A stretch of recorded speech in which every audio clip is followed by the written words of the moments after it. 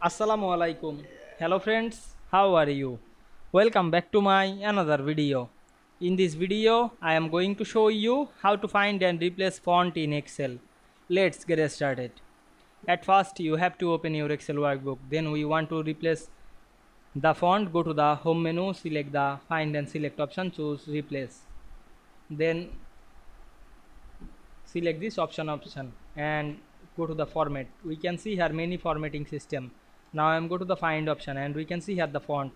You can find any font. Now I am select the Calibri and select the regular, then click OK. Now we can see here the mother text. You can select this. Now I am click the find all option. We can see we find the text. You can replace this, click replace, then close the window. Now we can see we find and replace font in Excel easily. I hope you enjoyed my video. Please like, comment, share and subscribe my channel. Thanks for watching.